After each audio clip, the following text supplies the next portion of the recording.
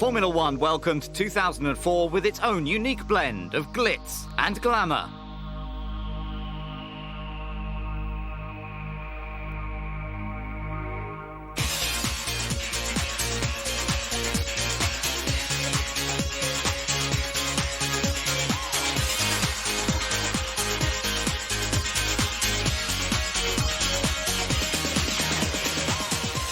Once the launches were out of the way, the teams got down to the business of winter testing.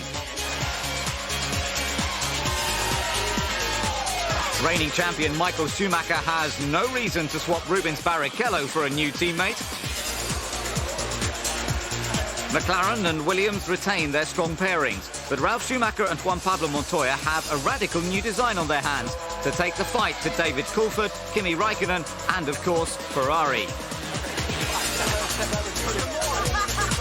Takuma Sato joins Jenson Button at BAR, while Felipe Massa returns to Sauber with Giancarlo Fisichella. Jarno Trulli and Fernando Alonso are retained by Renault, while Cristiano De Massa and Olivier Panis remain on Toyota's payroll. Rising star Mark Webber is joined by Austrian Christian Klien at Jaguar. Formula 3000 ace Giorgio Pantano joins Nick Heidfeld at Jordan, while Zolt Baumgartner and Gianmaria Bruni complete the lineup at Minardi. And with Australia fast approaching, who's most likely to come out on top? I think it's no point to talk too much about it. Let's see it, mate.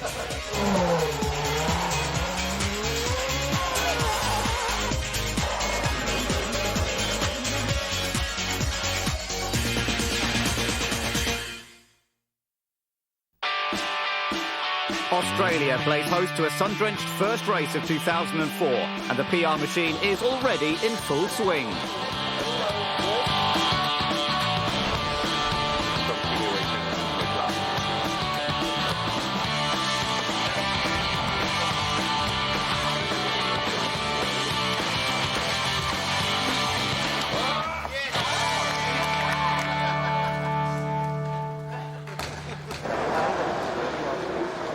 It's not all fun and games. The serious business of setting up is well and truly underway as the teams prepare their workplace for the weekend in Albert Park.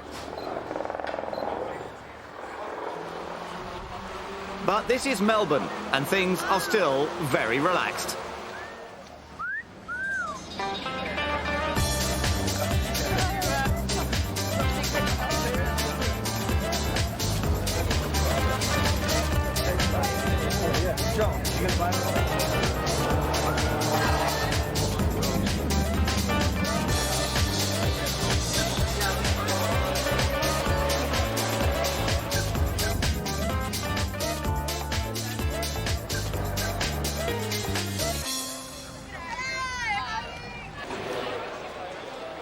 As always, the drivers take up their positions in front of the cameras. But some are more comfortable there than others. It's not just the drivers who are lapping up the spirit. It's fantastic. The weather's good, atmosphere's good.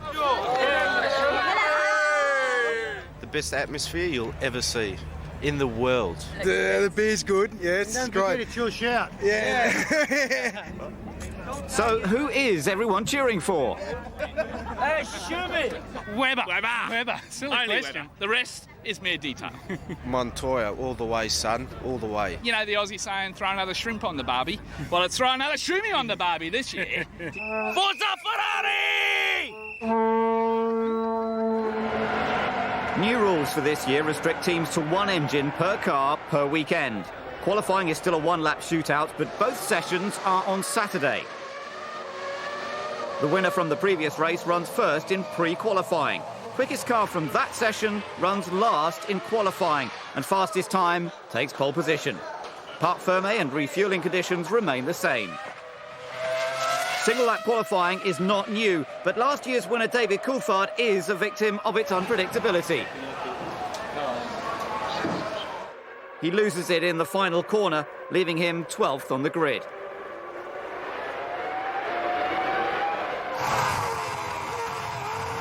Michael Schumacher is rarely a victim of misfortune. A time of 1 minute 24.408 puts him in pole position once again at the Australian Grand Prix. Teammate Barrichello makes it an all-Ferrari front row, with Montoya and Button not far behind.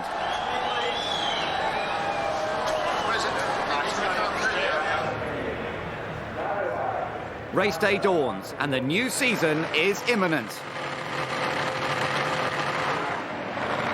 Launch control is out, but any hope of Montoya chasing the Ferraris is gone in a flash of blue and yellow. Juan outbrakes himself and ends up on the grass and in 8th position, while Alonso sets about halting Michael and Rubens.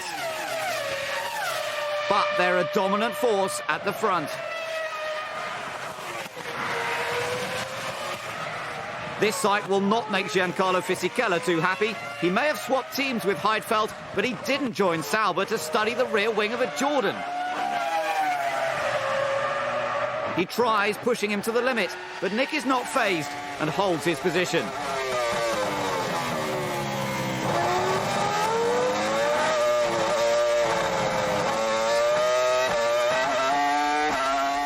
Teammate Felipe Massa is having a ball attacking Kimi Raikkonen. Unbelievably, the McLaren is easy prey for the Sauber.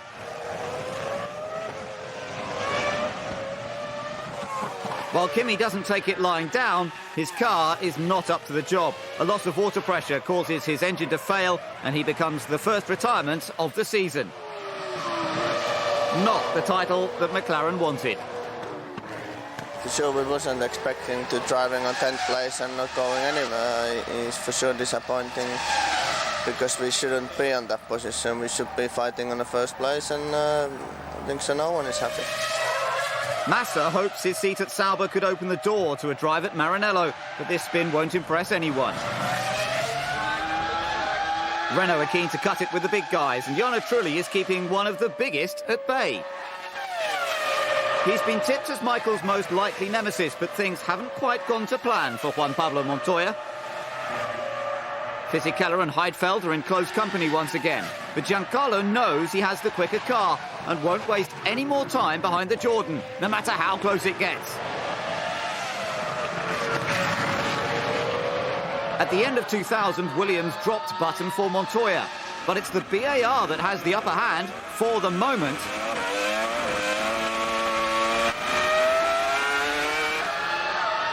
There's pride at stake here, and the contest is really revving up.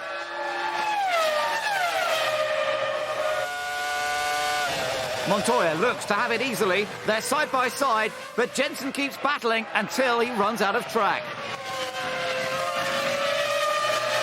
Montoya wins, this time at least. Wave blue flags were usually for Pantano's opposition in Formula 3000, but this is the harsh world of Formula 1, and something he'd better get used to.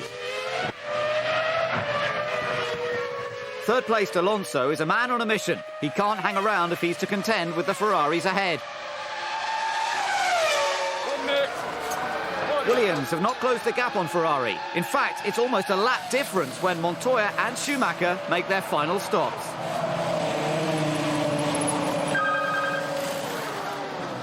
A clutch problem means Heidfeld's gap to his mechanics is non-existent. Fortunately, no one is seriously injured, but Nick's car won't go much further.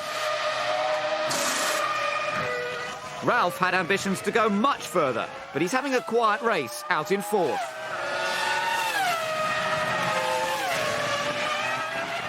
Michael's race looks equally peaceful, but Schumacher Sr. has got the luxury of having everything under control at the front.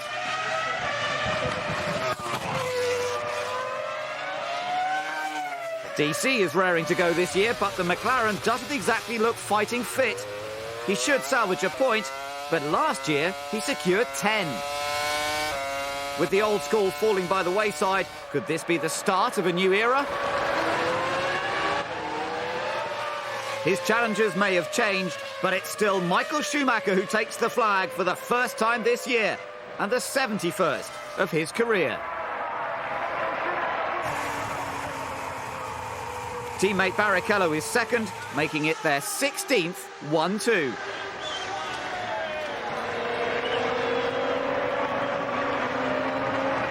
Alonso finishes a well-deserved third.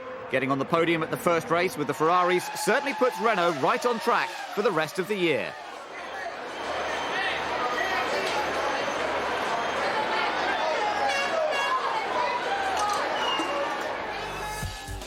Ralph beat his teammate to fourth, while BAR set the foundations to begin their challenge of the top three. Coulthard took the final point, but McLaren have just one to Ferrari's 18. The weather conditions may have been favourable, but the team shows no signs of weakness. Were the drivers allowed to battle it out on track? Yeah, we had a good half of the race fighting. I mean, the times were incredible. We were doing really good times, and it was just exciting. We saw Fernando slowing down. We all decided to slow down the pace a bit and save everything you can, because it's obviously new regulation. It's the first race in the season, so the confidence is there, but not maybe as much as if it would be the last race of the season, and therefore you just save everything as much as you can. If that was a conservative approach from Ferrari, the rest of the field had better watch out in Sepang.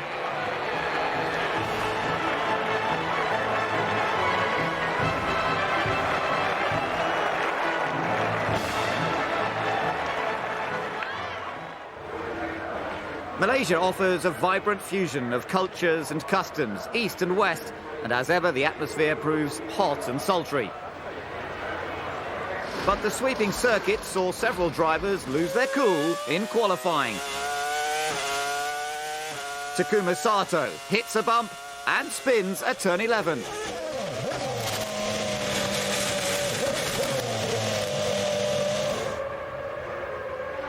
It could have been a good lap, but it leaves him with a lot of work on his hands.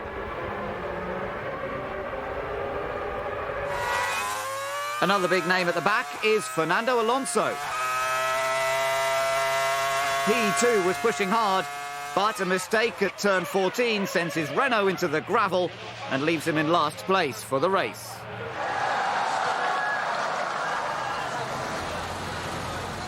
Michael took pole again, but he's joined by Mark Webber, who gets on the front row of the grid for the first time in his F1 career.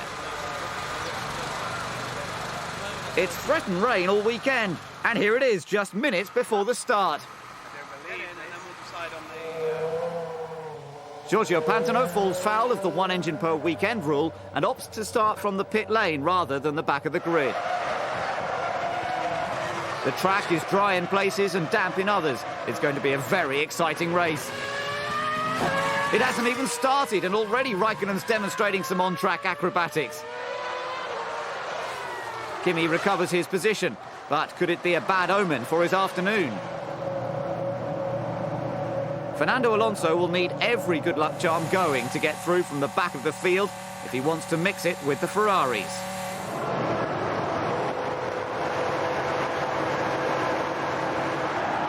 Mark Webber has a slow getaway, elevating Montoya to third. But Jenson Button and Jarno Trulli are set on a collision course. Alonso makes light work of the cars around him, and finally Webber sorts out his start line gremlins, but he's way down the field. Trulli gets ahead of Button,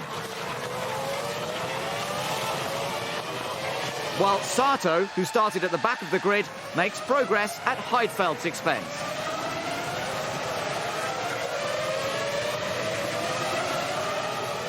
Michael is clear at the front, but Takuma is now hot on the heels of Massa, and Heidfeld's trying to get back in the action.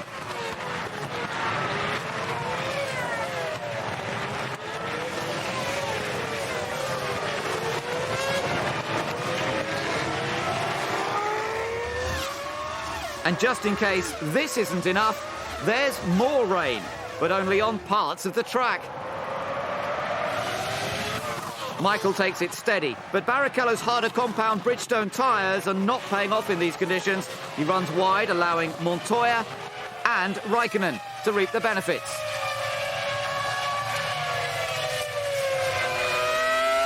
Now Juan Pablo is unleashed, he sets about catching the other Ferrari.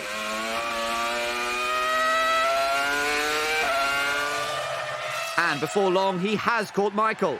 If only things had been different at the start.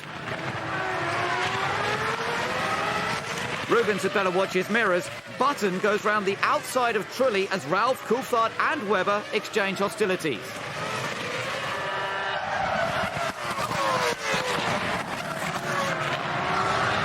Fernando Alonso's found himself a piece of the action. He manages to steal 8th from Webber, despite starting from the back of the grid.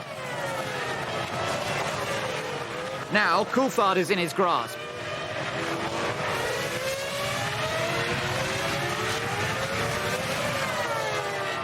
How can it have gone so wrong for Mark Webber? Ralf Schumacher takes 9th, but the two make contact, and it's the Jaguar that comes off the worse for wear. Mark suffers a puncture to the right rear tyre, and he will have to stop for repairs.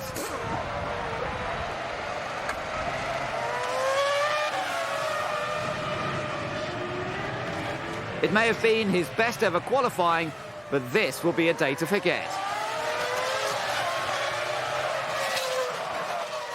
It's a weekend to forget for Sato. The team can't believe he made that mistake.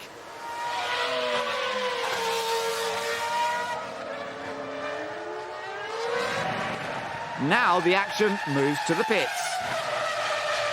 Barrichello, Raikkonen and Trulli are debating 3rd, 4th and 5th when they make their stops. Every second is crucial. It's Kimi who gets out first.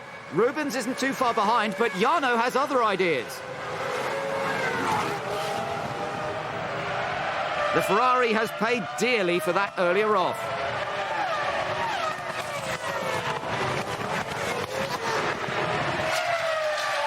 There's plenty of activity further down the field, courtesy of Olivier Panis and Giancarlo Fisichella. A momentary lapse from the Sauber leaves the Toyota right on his tail.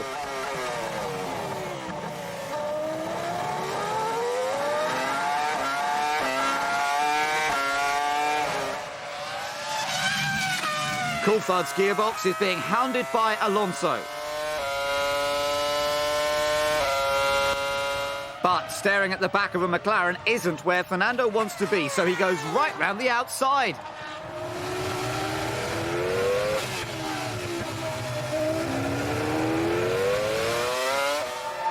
A shambolic race comes to a premature end for Mark Webber.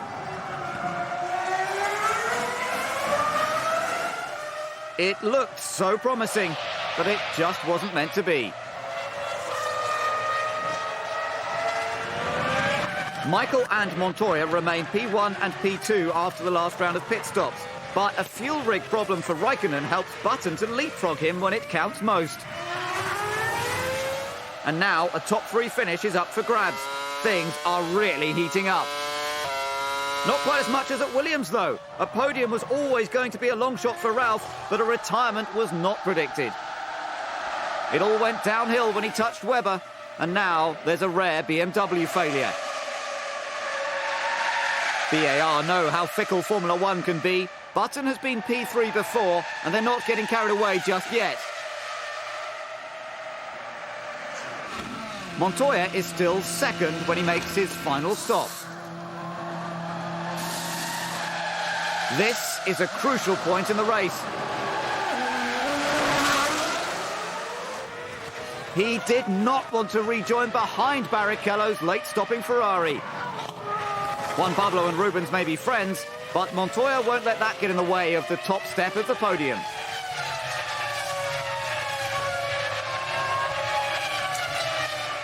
Everything is getting between Raikkonen and the checkered flag this year. A probable hydraulics problem leaves him on the sidelines again.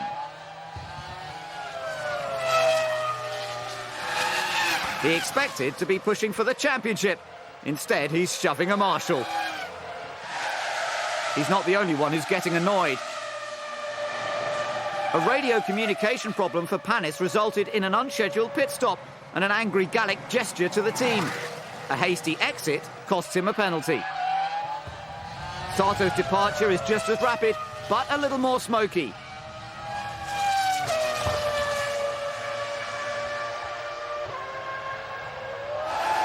Surely Button can't be sentenced to more misfortune in Sepang. He's told he must preserve his engine. He can't afford to back off too much as Barrichello's closing him down with every lap. But when the flag falls, it's Michael Schumacher at the front of the field. He wins once again in the sweltering heat of Malaysia.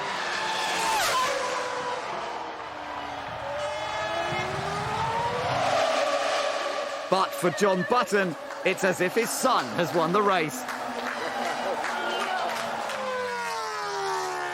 For the last 2 years, Button has had a Ferrari behind him and they've overtaken him on the last lap. This year, he stays ahead.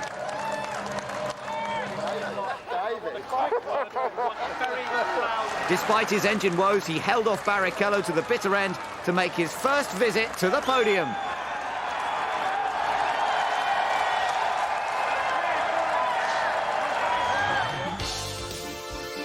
Montoya finished a quiet second, although unimpressed by the tactics of Rubens. Alonso recovered well to finish 7th, and Felipe Massa took his first point of the season for Sauber. This is the moment BAR have been waiting for. How does it feel to finally taste that champagne? I choked a bit, but no, it's a great feeling, and it's amazing for the whole team. We've worked so hard for this, and it's been a great start of the season. I couldn't have wished for anything else really at the moment.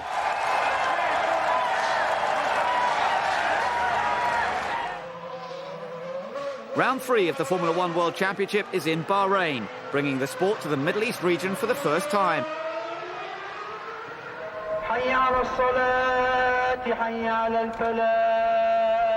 The kingdom combines true Arabian culture and modern-day technology and has an enthusiastic motorsport community led by the Crown Prince Sheikh Salman bin Hamad bin Isa Al Khalifa.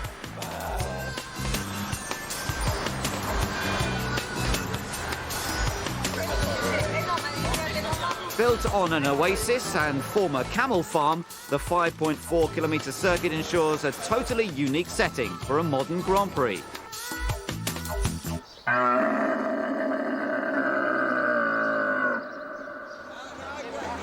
The deal was made in Monza 2002 and work began to construct the circuit in the sand.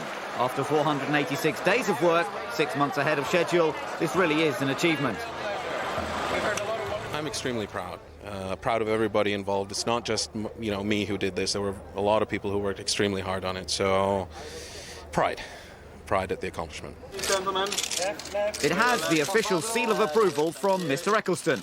What about those who are driving the circuit? Yeah, this is a bit of like a new standard to Formula 1, and I think it's great. And I think all the new tracks and places we're going to go is a bit like that. I like the circuit. To look at it looks very, very exciting.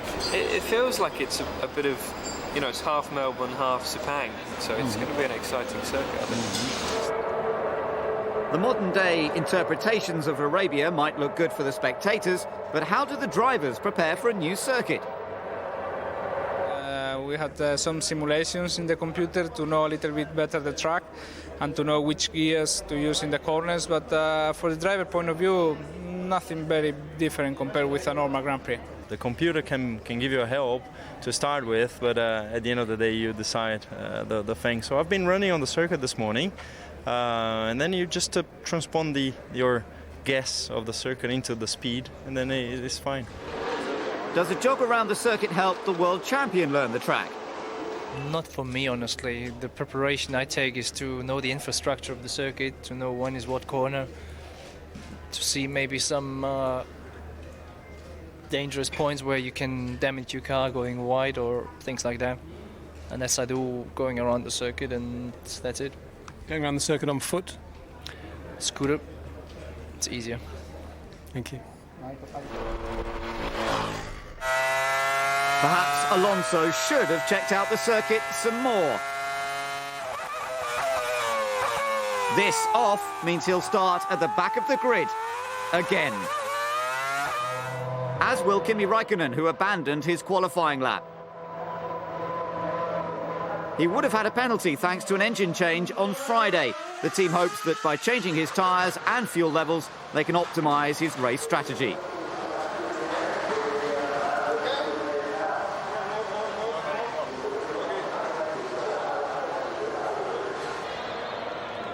Expectations are high as a new era of Formula One flies into action. Race day awakens to a warm welcome from the fans. No one knows what to expect. The Desert Spectacular begins with Michael straight on the pace, but cold brakes and tyres leave him locking up into turn 1 and cutting across his teammate. Rubens is watching his every move, and Juan Pablo fancies a piece of the action. P17 on the grid was bad enough, but a tangle with Christian Klien leaves Alonso needing a new nose cone at the end of lap 1. His retaliation could be very interesting. Klien, however, suffered no real effects and makes a move on Raikkonen. It doesn't quite work out, but it's not bad to be clashing with the Flying Finn in only his 3rd Grand Prix. But McLaren need to keep their eye on the Jaguar. Now Christian has another go. He very nearly does it, but just loses it at the end. It's not the only scrap on track. Ralf Schumacher and Takuma Sato are squabbling over 4th place.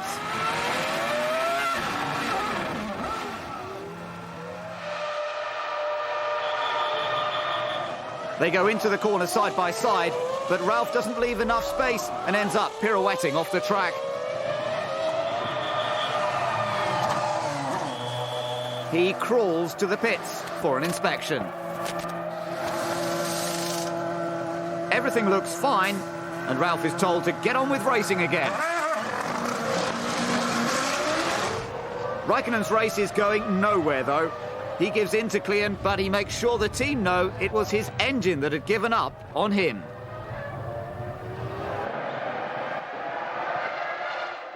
Some more smoke, more flames, and another Mercedes engine ends in a blazing mess.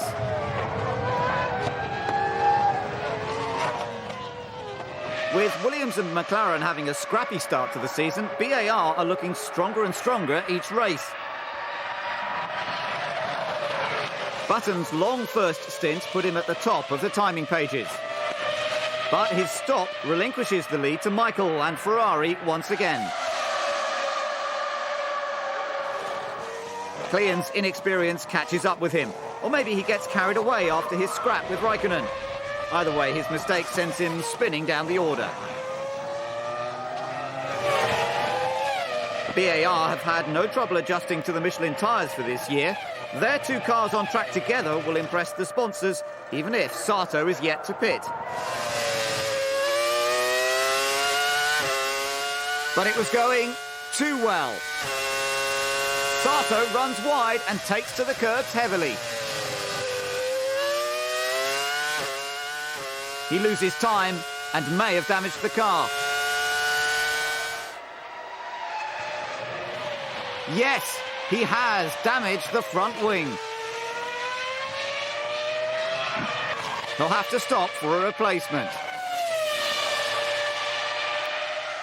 There's no dawdling at Renault, though. Alonso's made his way through the field after his first lap shenanigans with Klien. Now he's chasing Massa. Flavio can't understand what's stopping him.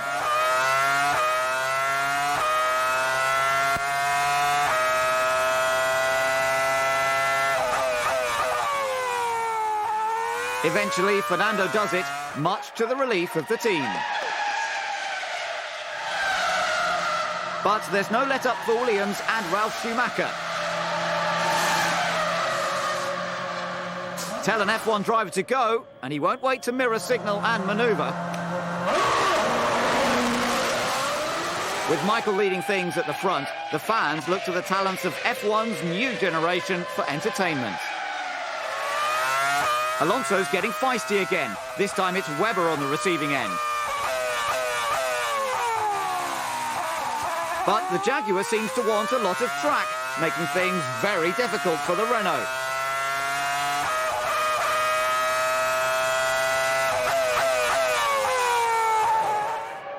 Surely he'll get him on the pit straight. A mistake into turn 1 from Webber is all Alonso needs. They might both be managed by Flavio, but only one drives for Renault. Sato's recovered well, and he shows Ralph the way to get two cars safely through turn 2.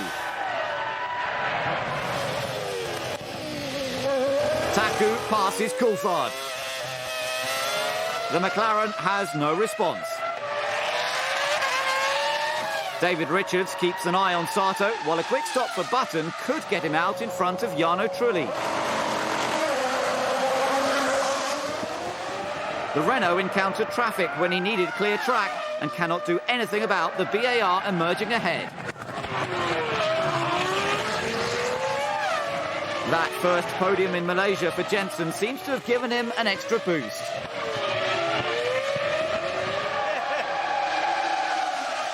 Before long, Button has reeled Montoya in.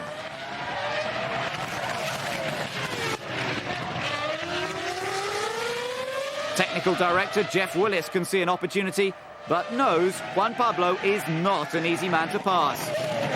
But all is not well with his car. Button goes wide, but he finds Montoya in a generous move.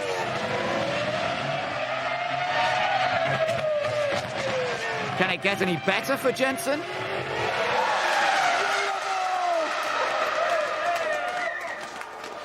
It can't get much worse for Juan Pablo.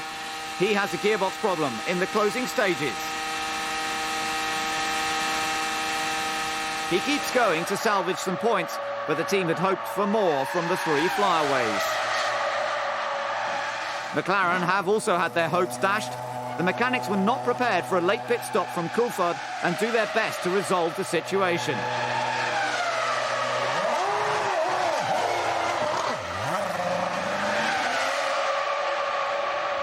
But he's lost air in the pneumatic system of the engine, and nothing can be done. DC stops and goes no further. Without reliability, there's no hope of winning a race, never mind a championship. Reliability is something Ferrari have by the bucket load.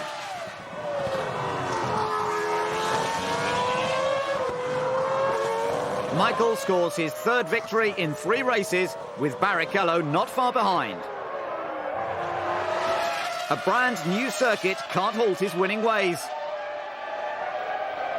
It's another perfect 1-2 finish for the team. It's not a mirage. Thanks to Montoya's demise, it's a second podium visit for Jensen Button. He's really showed he can tussle with the best. Sato recovered well to finish 5th in between the two Renaults, while Ralph limped home 7th. Michael's brother did not impress his team with his race performance. Well, bloody mess, really. I mean, he had that bump with Sato, drove in very slowly and lost a lot of time, but too far behind, so not good. And the verdict on Bahrain? It was just superb. The welcome is of the fans, of all the people here was very warm. So it was a very, very nice experience I guess we all had here, and we look forward to come back. I do like it very much. It's great. It was fantastic. You know, I think it shows how strong we are. We haven't been able to put the race and the qualifying together yet, and hopefully we'll be able to get that in Imola. Button is looking strong in 3rd place, but Montoya, Alonso and Trulli are not far behind. Williams and BAR tie on 3rd place, and Jaguar get the ball rolling for 2004.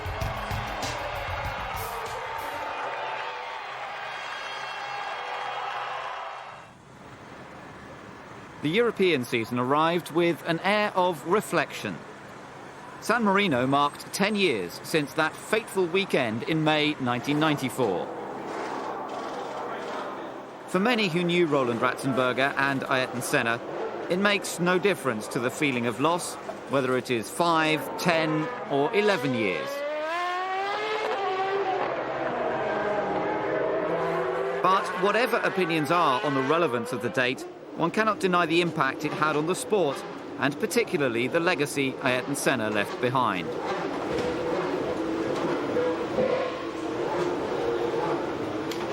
Well, I guess it's nice to remember what he did. More or less for me, it's come here to celebrate his life and all he did and the time that he won here and everything that we learned with him and everything that we saw. He gave the fans so much enjoyment, and I thought, well, the least I could do is come and revive those lovely years that we passed together. Senna brought a certain flair and charisma to the sport. Well, I think he brought a new style. He entered the new era of Formula One. He embraced it. He got other people to embrace it. He was fussy about safety. He was also fussy about making sure that the right image of Formula One. He was a very stylish character, and he brought that Latin American magic with him. And everyone loved going to Brazil. I think he whipped up excitement, and very few sportsmen are able to do that. He was a very special person. You could see that sometimes he didn't like the fans to get it too close, in a way that if he was talking to you or talking to me, he felt that was a private moment. But he could be very open to them and be a nice guy to them as well. But the best out of him would be with a glass of wine, and then you would see him talking. Because apart from that, he was very quiet, and maybe he didn't want to get emotionally linked to anyone in a way. With a little glass of wine, he was fabulous.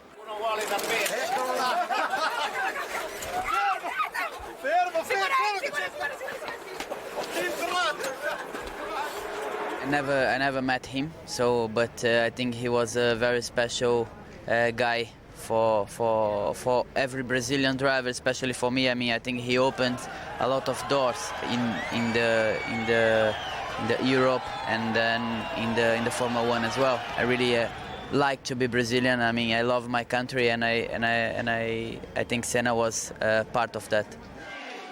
Of course, his immense talent on the track ensures he will never be forgotten.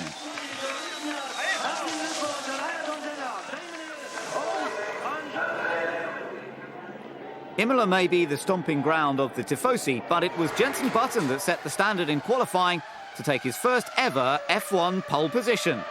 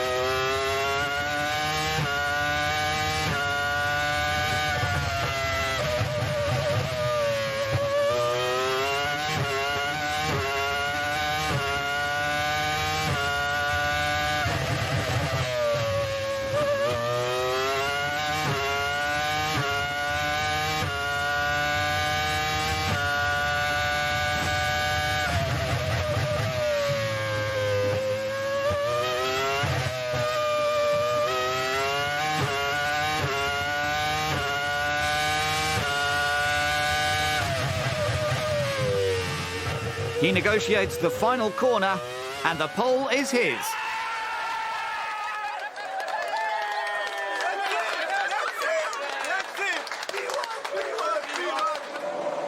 Jenson's got to focus 100% on the start lights, even if it is Michael Schumacher filling his mirrors. Michael makes no impression off the grid, while Jenson's pace is mind-blowing. Schumacher closes the gap, but there's contact further back. Coulthard's off in the first corner. Montoya knows he has a tyre advantage at this stage. But you don't win 6 championships without having a ruthless streak.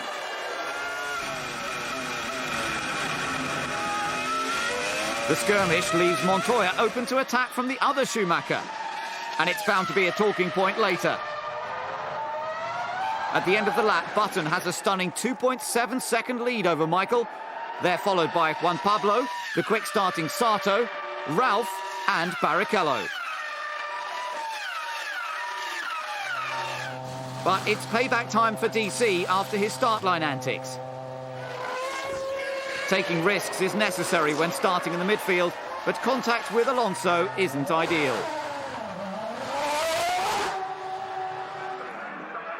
This is the contest for first place. VAR acts first, bringing Jensen in for his stop, and Michael assumes his usual position at the front.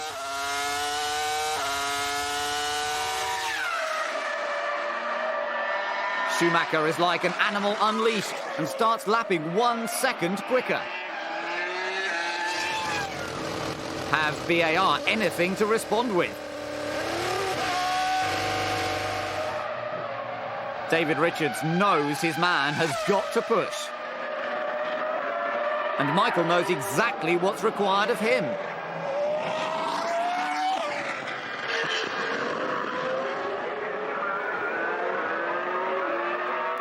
After 2 blistering laps, he's into the pits.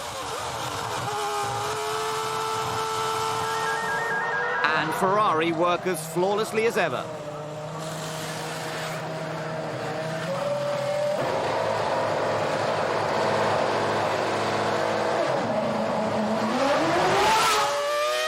Jensen keeps hammering out the sector times, but the mechanics have already sent Michael on his way.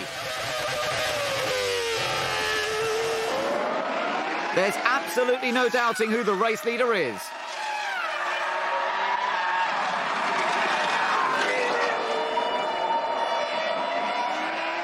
You don't need a stopwatch to tell you Michael's fast. Coulthard's misdemeanour at the start has made for a very difficult race. He passes the Jaguar of Cleon, but it's only for 16th. Teammate Kimi Räikkönen started from the back due to an engine change. So instead of challenging Michael for the championship, Kimi is being lapped.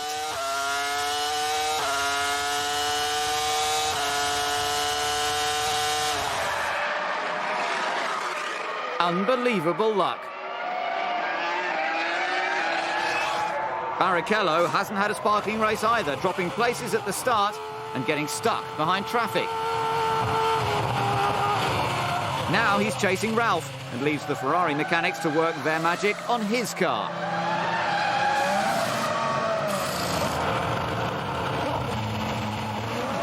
But it's one dispute the team haven't won. Ralph stays ahead of Rubens, causing a rare moment of introspection for Ferrari. Trulli was 2 seconds behind the squabbling duo, but has he done enough to challenge after his stop? Not quite, but he will be making life difficult for Rubens. Another blow to Ferrari.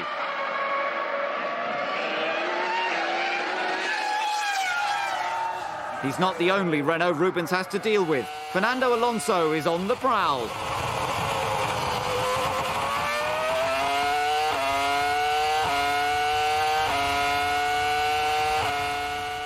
The third round of pit stops will be crucial.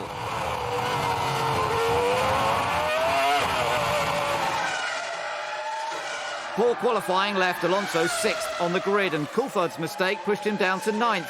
But now the gap has closed, and 4th could be within reach.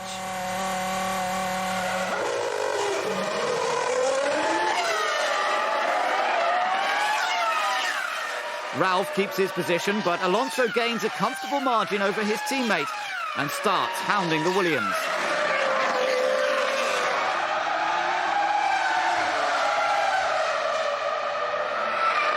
Alonso makes his move to the inside and stays there, leaving Ralph to take in the scenery.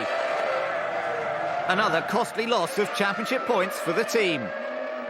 And a troubled race comes to a smoky end for Takuma Sato, with only a handful of laps to go. The marshals may struggle to find his car with all that smoke. The only thing Michael Schumacher has to look for is the checkered flag. The fact that Jean Todt and Michael are both ambassadors for the Republic of San Marino makes this win even more special.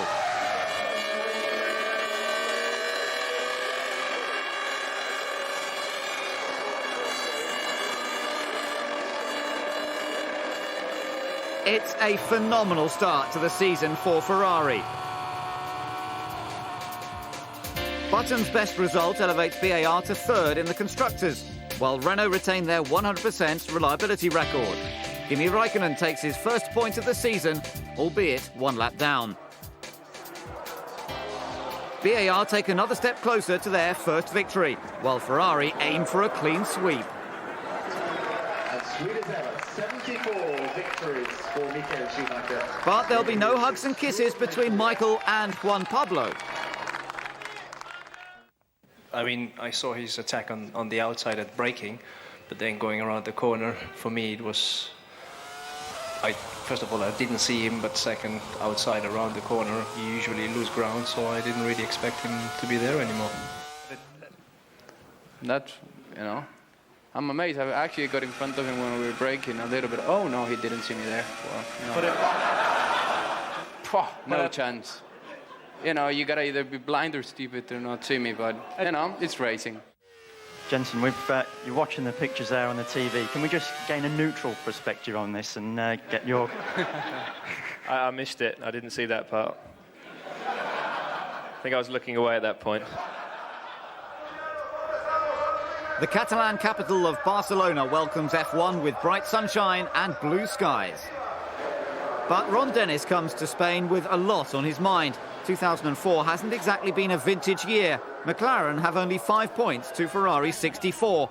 Happy memories like this must seem but a distant memory.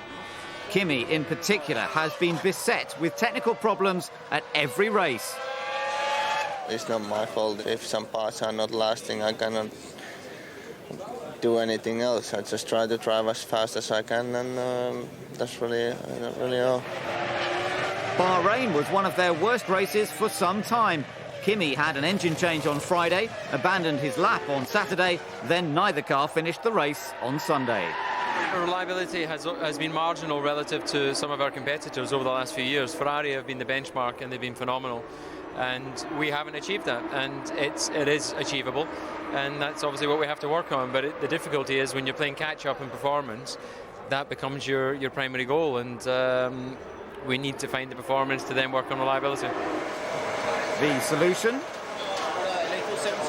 Everybody's working as hard as they can to try to improve the situation and our position, but the things are not happening overnight. It's going to take more than 2 weeks or 4 weeks before we get back on a good shape, and until that we just need to try to do the best job with the things what we have now, and it's like this sometimes. Jenson Button also had problems. He was P1 in Imola, P14 in Barcelona. What happened? The first sector was good, and I came to the top of the hill, turned in, and everything was fine. And as I got to the apex, I don't know if it was wind or if it was just the car balance, I got a snap of oversteer. But it was looking like a strong lap. We definitely would have been up the front, but nowhere near Michael. The nearest man was Juan Pablo Montoya. Can he get even closer? First of all, with the manual starts, you need to get a good start. If we do get a good start, we get a run on him, maybe, you got to try, but it's not going to be easy. Everyone is expecting trouble with Michael and Juan Pablo at the front of the grid. But no, Montoya gets a terrible start. It's Jarno Trulli who makes the dream getaway with Takuma Sato not far behind. Now Trulli takes the lead from Schumacher. Front row advantage gone in seconds. Trulli leads the field ahead of Michael, Sato, Montoya, Barrichello and Spain's favourite Fernando Alonso. But the man the crowds have turned up to see seems to be fighting his own car rather than those ahead. Montoya's overcome his start line demons and starts closing in on Sato. Ross Brawn doesn't have an easy task trying to get Michael ahead of Jarno. Michael starts reeling in the Renault, but the circuit to Catalunya presents few overtaking opportunities. A fact not lost on Ferrari. But Trulli makes things easier and pits before the world champion. The team turn him around pretty quickly, but just like Imola, Michael ups the pace.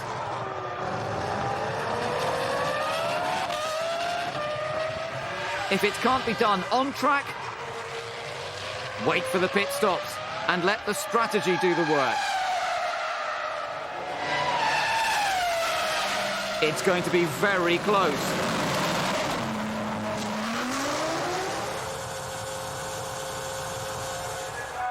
But Michael just does it.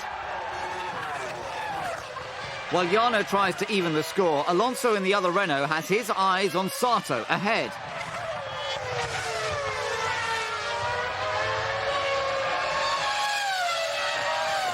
Being lapped left Baumgartner in a spin.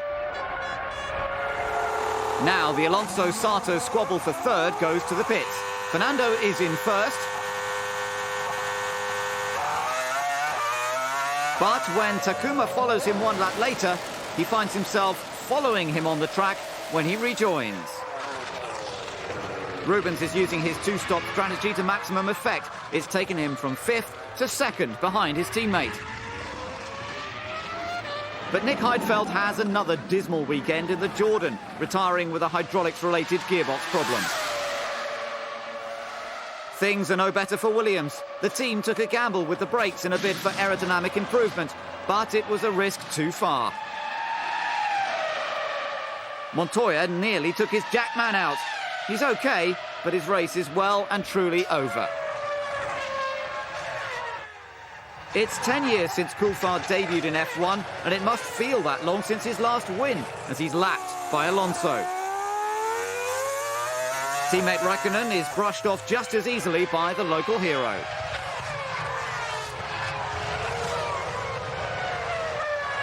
But there's always one man who comes out smiling. Even with a cracked exhaust, he takes his 75th victory at his 200th Grand Prix, with teammate Barrichello second.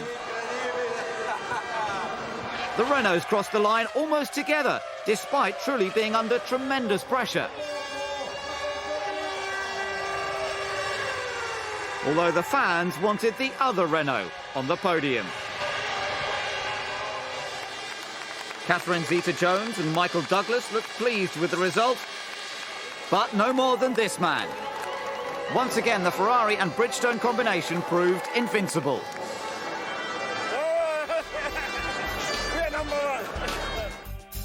The two Renaults finished up behind the Ferraris, although the local boy just missed out on a podium. Fisichella scores his first points of the year, but all the post-race talk concerned those starts from Trulli and Sato. I thought I got a quite good start. I overtook Montoya and slightly better than Michael. And then, but Jarno is just flying, but I don't know how they do that. My reaction time was exactly the same as the green flag, and actually was nearly a jump start. And it was good because we were pulling away. This gave me a good gap, which I could then manage for the rest of the race. Unfortunately, on Barrichello, I couldn't do much. But anyway, it's a great result. However, Williams' attempts for a good finish backfired. Well, the front teams do automatically all that's their psychology in order to extract every tenth of a second. And most times they get it right. And I would suggest that most times we get it right, but today we sort of caught with our pants down, I guess. The beautiful setting of the French Riviera may be a joy for the fans, but racing in Monaco has always been a logistical nightmare for the teams. They traditionally had much of their equipment based up in the hills outside Monaco, as garage space was very limited, particularly for the smaller teams. Cars would have to be towed down to the pit lane for every session.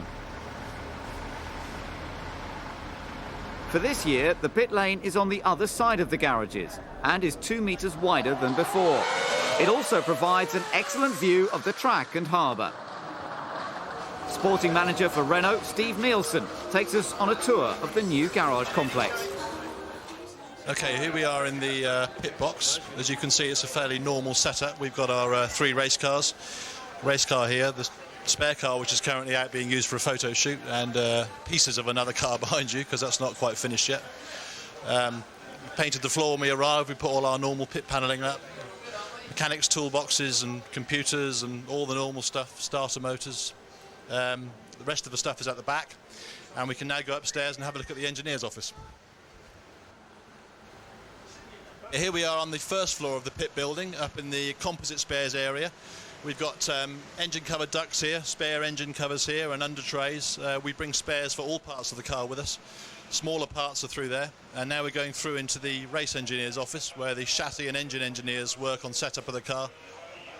We have meetings, debriefs, and driver briefings are all held here. As you can see, we have a perfect view of the pit lane from the first floor here, and this is indeed where we have our race engineers stand.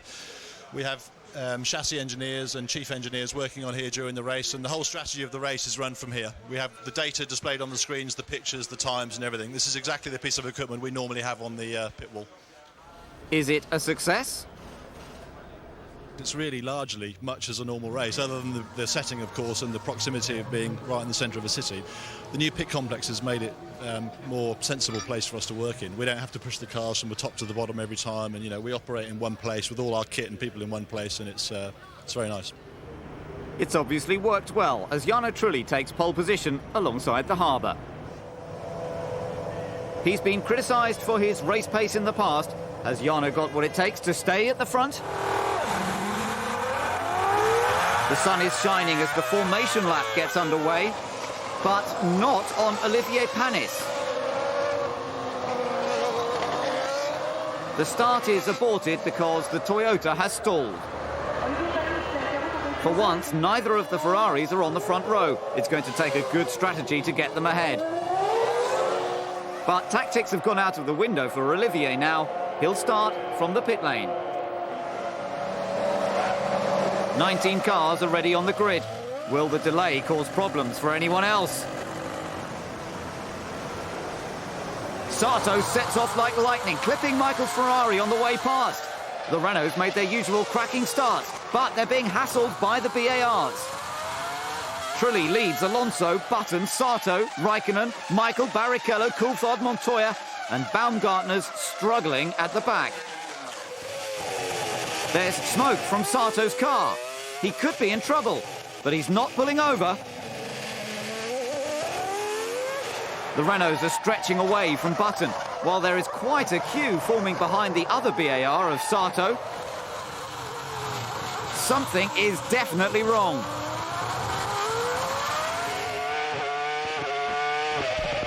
Yes, indeed. That is a very sick engine. Kimi gets past, but there are plumes of smoke all over the track. And now there's a car upside down. It looks like the Sauber of Fisichella. The mechanics are suitably concerned. Giancarlo looks fine. He's out of the car and walking. He was very lucky. It'll take some time to clear the track, so the safety car is coming out. The Honda engine expired spectacularly. This is what Kimi saw. He wisely moved to the right, but Fisichella launched off the back of Coulthard and flipped right over. Taking the McLaren out of the running as well. While Taku takes it all in his stride. The race gets going again, and Michael has moved up to 5th, but Ferrari are left scratching their heads. Alonso sees a green flag as an opportunity to put his teammate under pressure. Ferrari still have no answer to the blue and yellow cars ahead. Trulli is really flying, but will he break his unlucky streak? Raikkonen avoided the earlier carnage, but misfortune never seems far away. The team bring him in for checks, but they choose to retire him due to hydraulics problem. It's another non-finish for McLaren.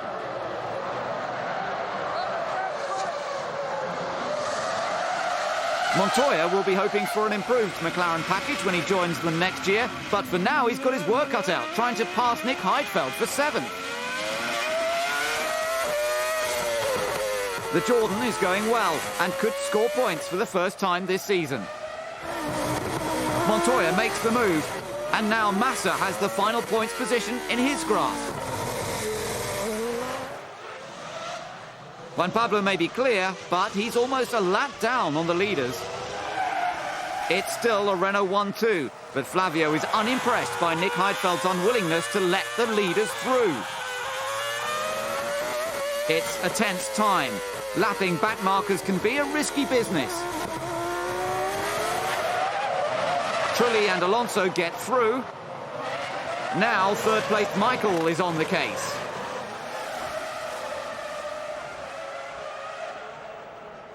But he will have an advantage. There's no mistaking a Ferrari in the mirrors.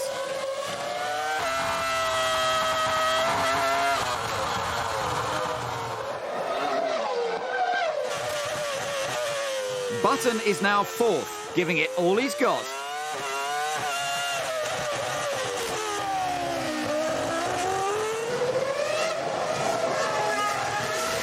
But Alonso has lost everything. He exits the tunnel back to front and is absolutely furious to crash out of second place. The mechanics can't believe it either.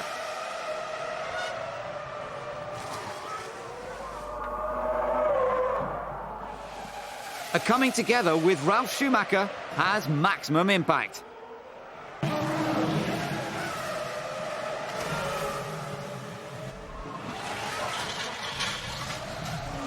And in case he didn't make his feelings quite clear enough, the incident brings out the safety car, bunching up the field once again. Michael leads as Trulli and Button have made their second stops. The safety car is in this lap. Everyone gets ready to race again.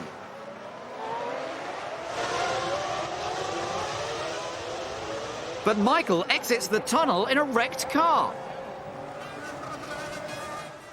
He was warming up his tyres and collided with Montoya, who is a lap down. The world champion is out for the first time this year.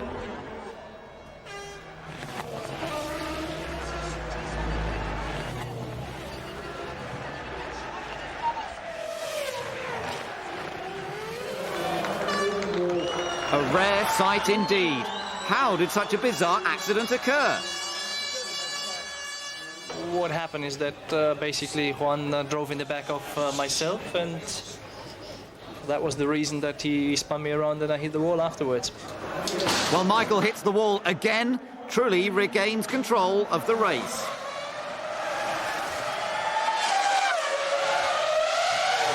His nearest rival is Button, who has no problems lapping Juan Pablo Montoya before setting off on his chase.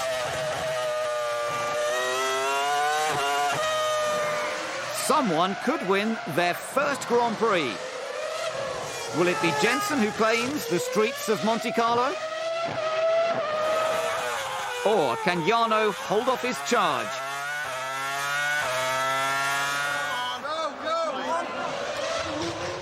Jensen is hounding the Renault.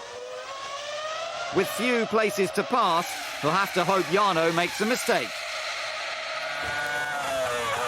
Button keeps pushing. But he is another victim of back markers. BAR really want this win, but then so does Trulli. It's a mesmerising contest to the end.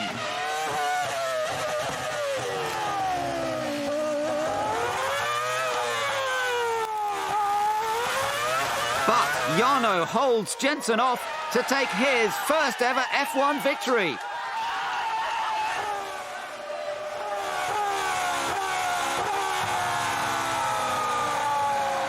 He's the only man other than Schumacher to win a race this season.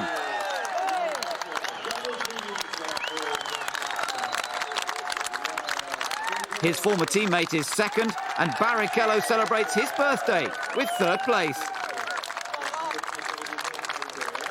It's been 8 long years, but will it guarantee a race seat at Renault next year? Panis, De Matter and Heidfeld all finished in the points for the first time in 2004. But in Monaco, it's all about Jarno Trulli.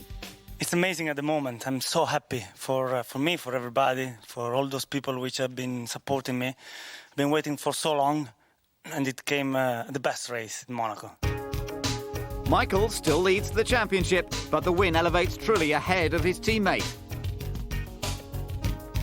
Sauber leap ahead of McLaren, and only Minardi are yet to score.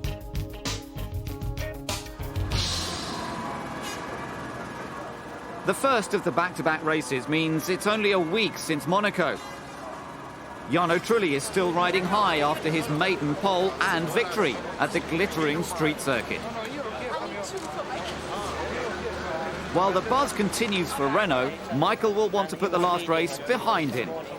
But he'll have to keep an eye on Takuma Sato, who lines up second. He's the first Japanese driver to start a Grand Prix from the front of the grid, and he's a very happy man. Yes. Okay. It's a career first for Taku, but pole number 60 for the German fans' favourite. Coulthard has a fight on his hands. An engine change on Saturday means he starts from the back of the grid on a two-stop strategy. Sato has to catch Michael and keep Trulli behind. The Renault gets away best, but Taku makes a late surge.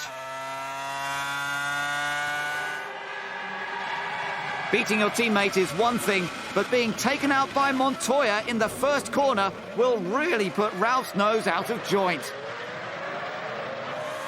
The contest for second reaches a higher level. BAR want to chase the runners-up spot in the Constructors' Championship, so Trulli ending the lap 7th will help their cause.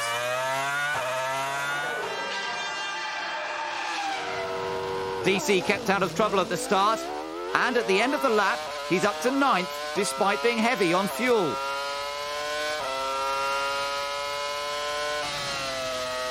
If reliability's on his side, he could score some valuable points.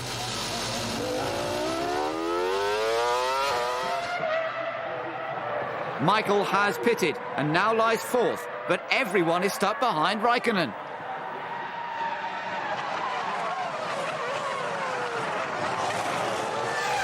But after his pit stop, it's clear that Kimi has a problem.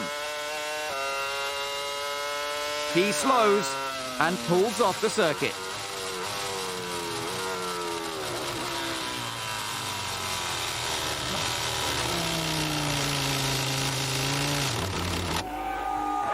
Kimi suffers yet another morale-sapping engine failure on lap 10.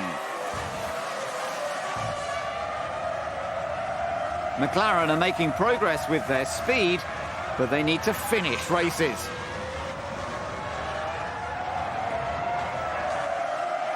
Renault have got problems with their favourite driver's car. All Fernando can do is try to protect his position when a problem causes him to go off the track at turn 4. David Richards watches the Battle of the Brits. Coulthard has been nowhere near the BAR this year. But he has made good use of a strategy that has brought him back into play, rather than at the back of the grid.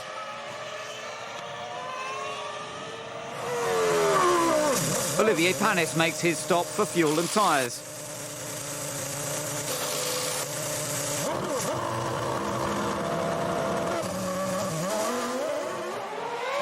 He hopes to repeat his point success of Monaco and is having a good run after qualifying 10th. But he doesn't see the blue flags and nearly takes the race leader out.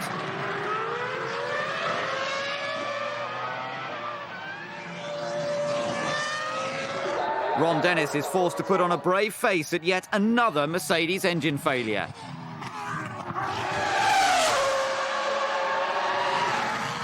The all-too-familiar sight of a smoking McLaren ends a good attempt by DC.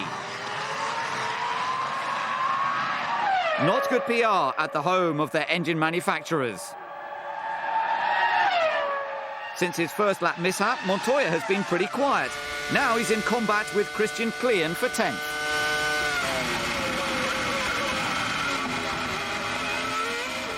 But passing the Jaguar isn't as easy as it should be.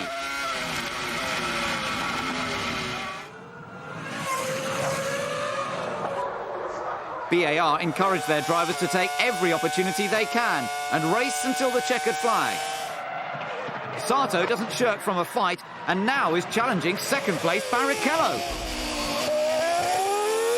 But there goes a podium finish, and a new front wing will be required.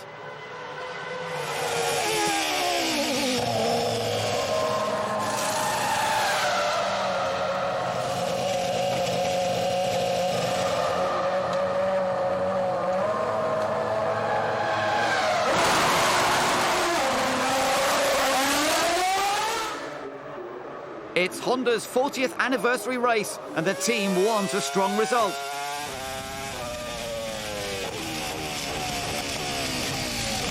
But all they get is a blown engine down the pit straight.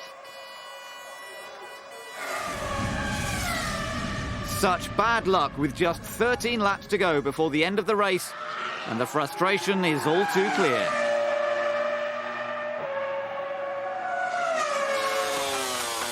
Michael Schumacher escapes such problems, and once again he takes the checkered flag before anybody else.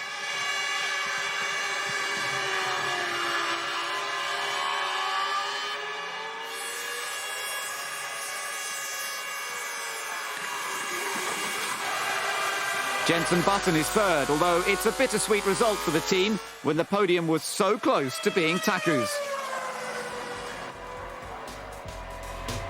So it's another perfect result for Ferrari. Alonso got his Renault to the finish just behind his teammate, despite his problems. Ferrari's victory was particularly poignant in the light of the death of Fiat boss Umberto Agnelli. I think it was great to have this success to dedicate it to the loss of Umberto. And obviously we all shocked about when we heard the news.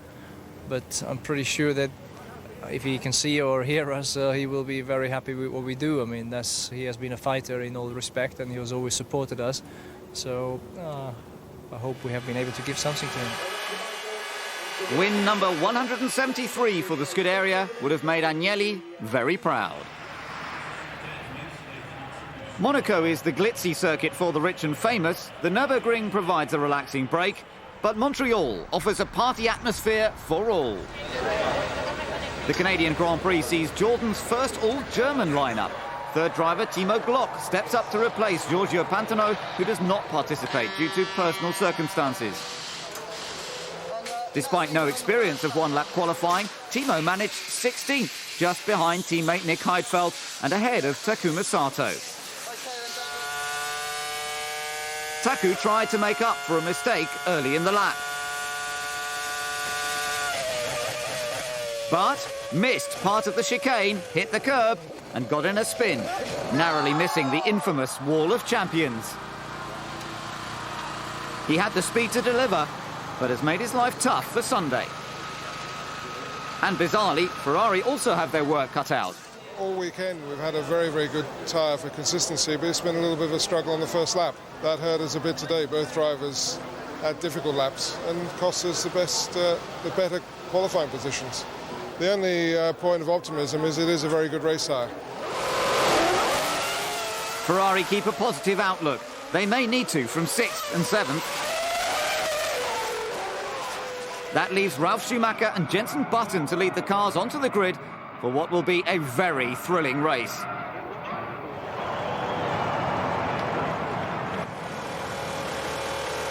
Trulli's off, chasing the front runners.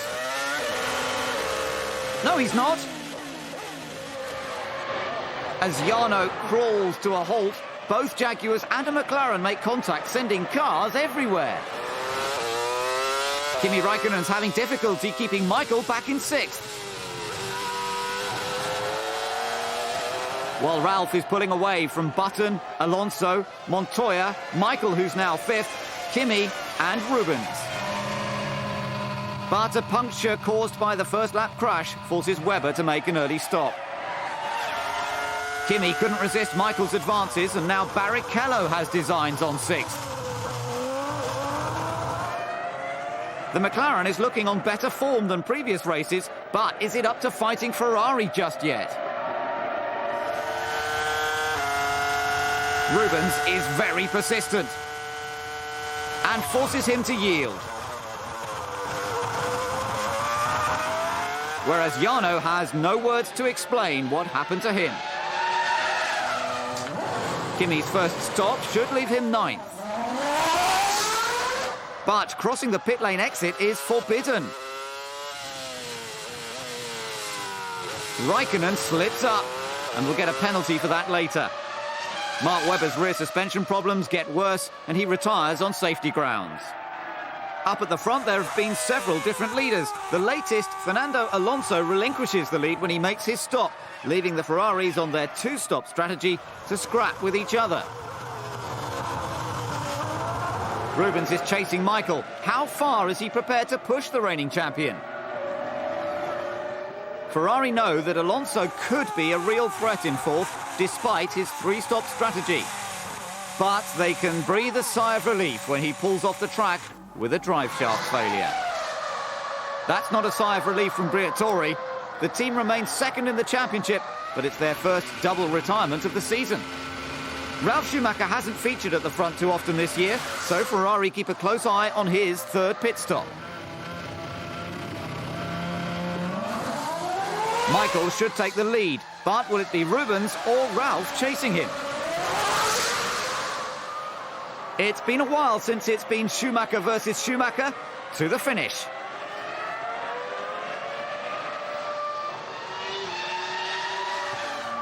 It's not the only war that Williams is fighting. Not for the first time this year, Montoya's engaged in a feud with Jenson Button. This time, 4th place is the prize. Button was in front at pit entry and he leads the way back out on track thanks to a slow-to-release fuel hose for Juan. Fisichella might be a lap down, but he's running a strong 6th on a 2-stop strategy, just like the Ferraris.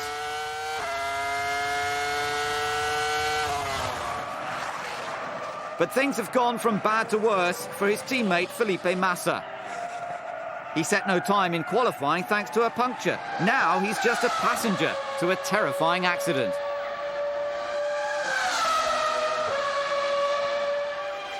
Fortunately, he only needs a precautionary medical checkup. One man who rarely misses the end of the race is Michael Schumacher. Ralf is a close 2nd and Barrichello is 3rd. It might not be an all-Ferrari finish, but it is an all-Schumacher 1-2. For once, Ralf gets to celebrate with his big brother, but the FIA want to talk to him. No words are necessary for Ferrari. They don't even need to start on the front row to dominate the race. Both Williams and Toyotas are disqualified for technical infringements. Jordan is the main beneficiary, especially Timo Glock, who scores a point on his F1 debut.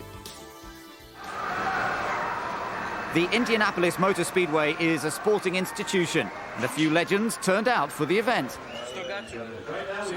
But it's a swift turnaround from Montreal to Indianapolis, and 2 teams want to forget the previous weekend just as quickly.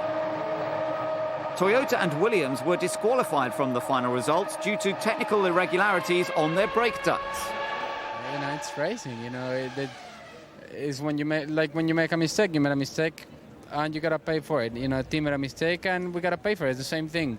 I said to Frank, he said, you know, you made a mistake and you gotta learn from it like when I make a mistake, and that's it. Montoya tells it like it is, while the timing pages do the talking at Ferrari.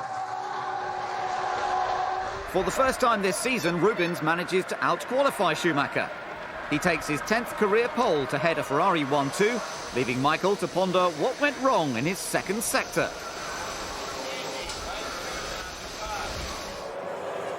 Michael thinks he's got problems in P2. Juan Pablo's out of the car only seconds before the start of the formation lap. He runs to the pit lane for the spare car, but time is against him. T-car or race car?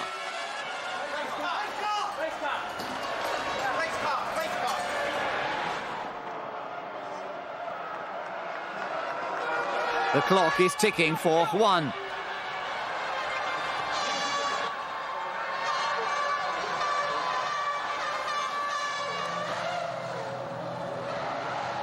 Will he have made the change in time to rejoin the race without incurring the wrath of the stewards?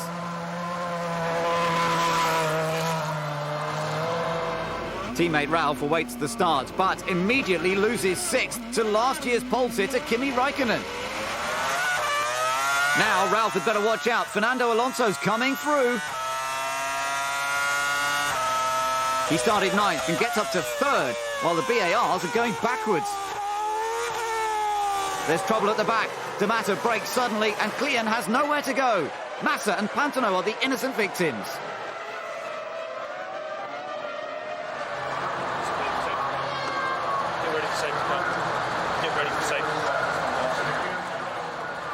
The race is barely minutes old, and already the safety car is out.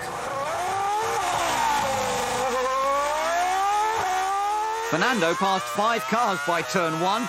Can he pass the Ferraris when the race restarts? Barrichello hasn't got his tyre pressures up, and with a long pit straight, Michael uses the slipstream from his teammate to snatch the lead.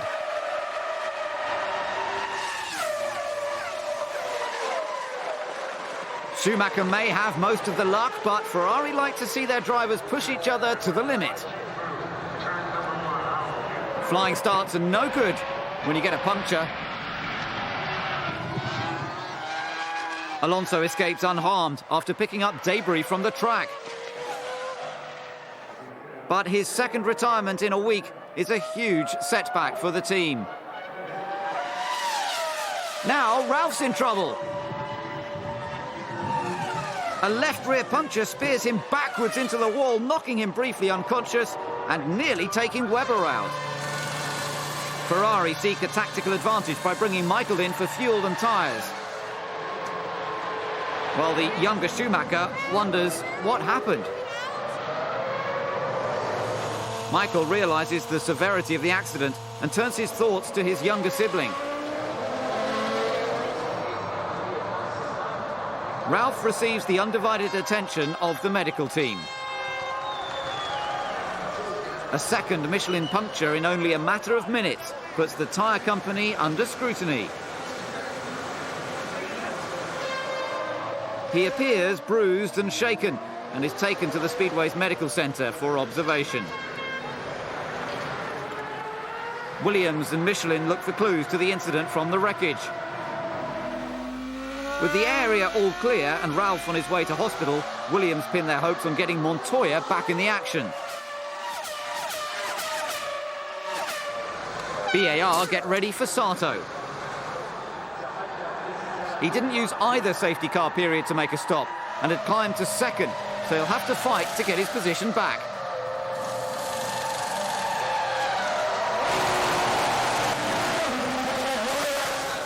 The Japanese driver is really fired up today. Now, 9th place Coulthard is his next victim.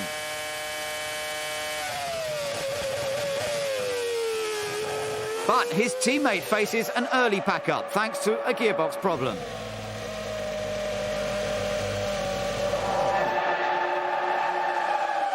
Sato gets on with the job of passing the Sauber of Fisichella, and Jensen rues his first retirement of the season. The pace of the car when we got on new tyres was unbelievable. We could overtake people out of corners, which is really unusual.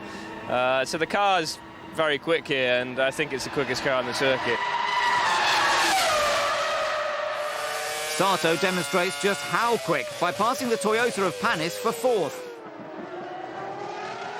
While Chris Dyer at Ferrari gives Michael his instructions.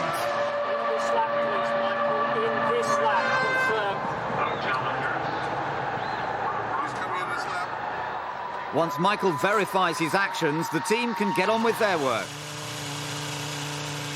It's a routine operation they practice meticulously, and this one runs like clockwork. So when Rubens makes his stop, he rejoins behind the world champion. Barrichello had wanted more from the North American races, so he'll be very disappointed. The team rules are clear. The drivers can race until the last round of pit stops. Then it's game over. Montoya's time is also up. He's black flagged for not leaving the grid within the requisite 15 seconds prior to the start of the formation lap, after his race car failed before the start.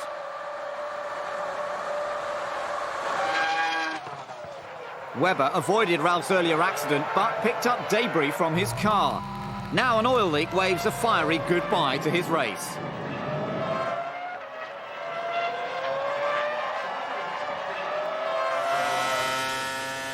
Sato continues his crusade.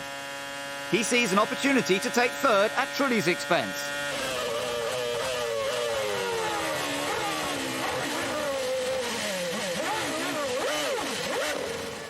BAR are Renault's main rivals, and defeat is not a popular word in Flavio's dictionary.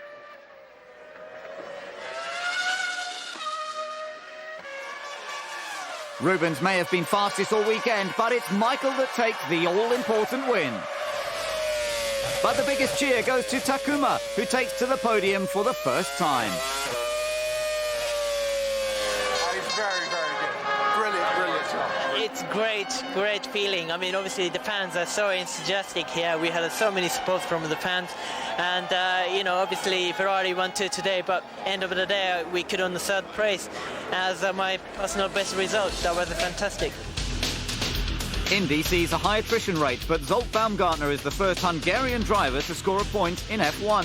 Minardi's first since Australia 2002. Michael has almost full marks, and Sato jumps ahead of Ralph.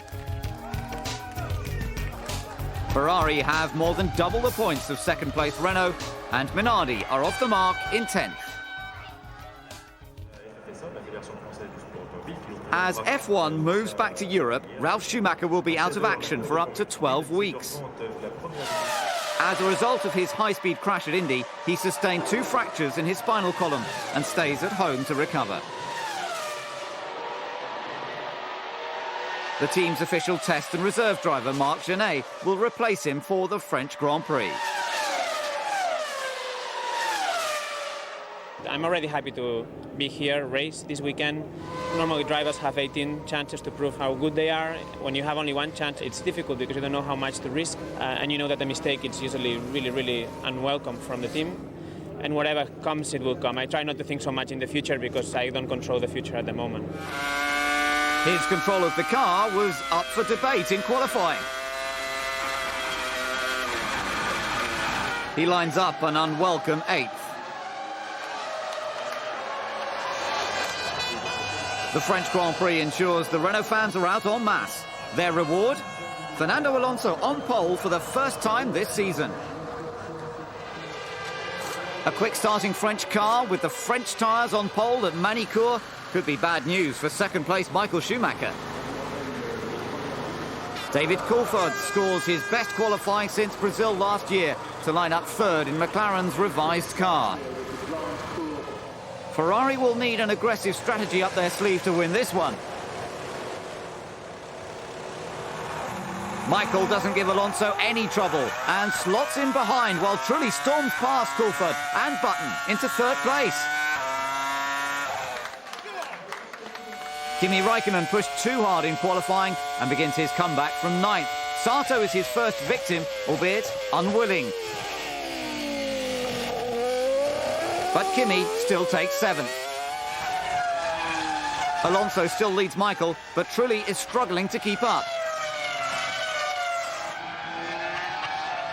Not everyone had a trouble-free start. Olivier Panis found himself at the back thanks to a clutch problem that activated his anti-stall mechanism. It's starting to go wrong for BAR. Sato won't be repeating the podium of Indianapolis. It's not quite as dramatic as some of his other engine failures, but the result is the same. Taku's Honda engine began losing power shortly after his stop, and the team could do nothing. Montoya hits the curb too hard and spins right in front of the Ferrari pit wall, losing several places. It's been a tough weekend for Juan. He crashed heavily on Friday and injured his neck. Now Raikkonen relegates him to 9th.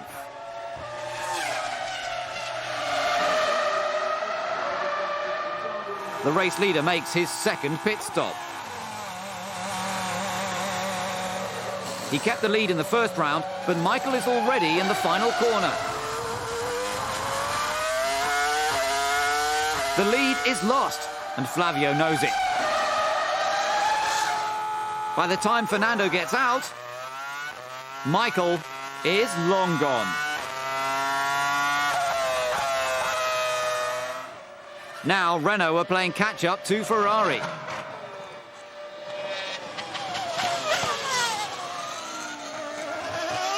The positions remain the same after the third pit stop, but Alonso took on a lot more fuel than Michael, and he's having trouble with the back markers.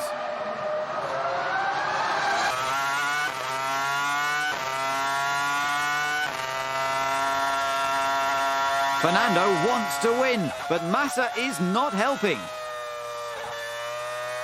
And gets a second dose of the now infamous Alonso gesture.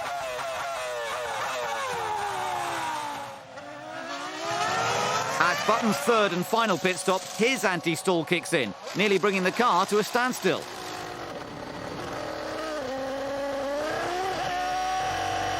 He gets going, but he rejoins fourth. Just behind the Renault of Trulli. And what's more, he's got a very feisty Rubens Barrichello closing him down.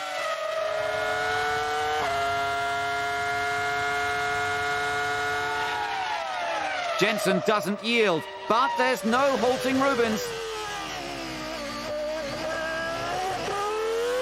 Ferrari reveal their radical strategy when Michael makes a fourth visit to the pits for a splash and dash.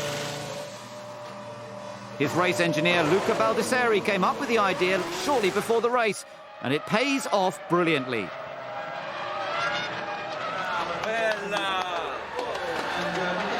Barrichello's late race pace gives the team something else to smile about.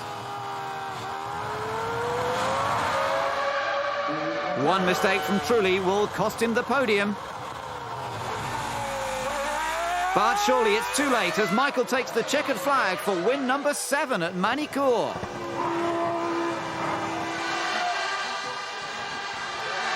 But it's not over yet. Just a few more corners.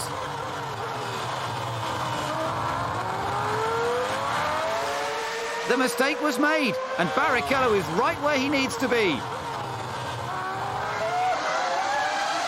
Who would have thought it? A splendid drive from 10th to 3rd from Rubens, combined with a fantastic strategy from the team.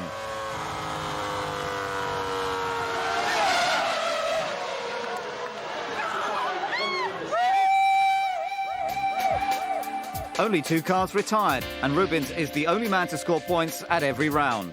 But Trulli's error did not go down well with the team, whereas Rubens was only too pleased. Nah, it was a great moment. I think, Jarno made a small mistake on the corner before, and I was able to get the slipstream and just go for it. Ferrari know that to break records, you have to take a gamble. And with Silverstone only a week away, Michael could be a step closer to a 7th world title.